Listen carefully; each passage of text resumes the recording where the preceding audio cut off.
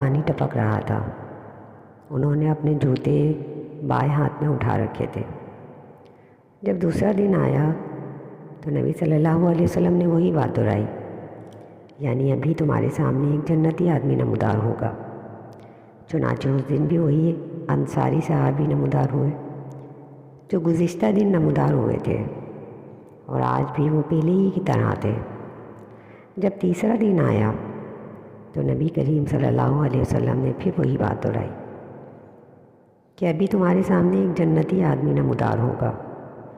چنانچہ تیسرے دن بھی وہی انصاری صحابی نمودار ہوئے، اور اسی حالت میں جیسے پہلے دن تھے، یعنی ان کی داڑھی سے وضو کا پانی ٹپک رہا تھا، اور انہوں نے اپنے جوتے بائیں ہاتھ میں اٹھا رکھے تھے۔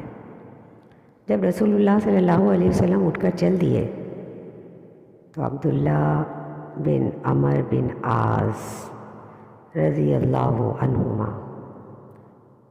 اس انصاری کے پیچھے پیچھے گئے اور ان سے عرض کی، میں نے اپنے والد سے جھگڑا کر لیا ہے اور قسم کھا لی ہے کہ میں 3 دنوں تک ان کے پاس نہیں جاؤں گا۔ اگر آپ چاہیں تو مجھے اپنے پاس 3 دن قیام کرنے کی اجازت فرما دیجیے۔ انہوں نے کہا ٹھیک ہے۔ حضرت انس بن مالک رضی اللہ عنہ کہتے ہیں کہ عبداللہ بن عمر بن عاص بیان کرتے ہیں کہ میں یہ 3 راتیں اس انصاری کے ساتھ گزارا، مگر میں نے دیکھا کہ وہ رات کو عبادت کے لیے تھوڑے سے وقت کے لیے بھی بیدار نہیں ہوتے۔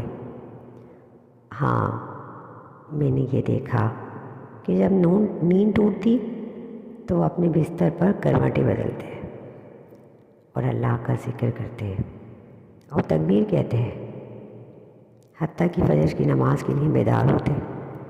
میں نے ایک بات یہ دیکھی کہ وہ اپنی زبان سے کوئی بھی بھلی بات نکالتے تھے۔